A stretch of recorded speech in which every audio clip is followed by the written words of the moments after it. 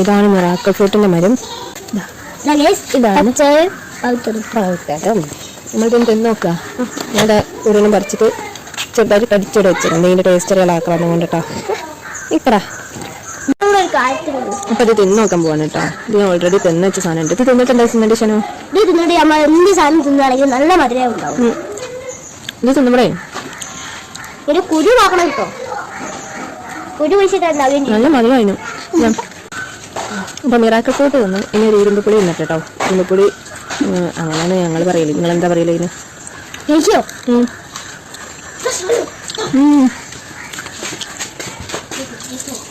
ഈ മധുരം കൂടെ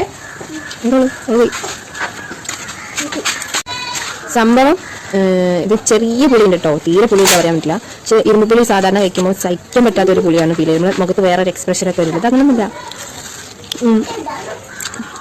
ഒരു എക്സ്പ്രഷൻ ആണ്. നല്ല മധുരമുള്ള ഒരു പുളി വയ്ക്കുന്ന പോലെ ഉണ്ട്.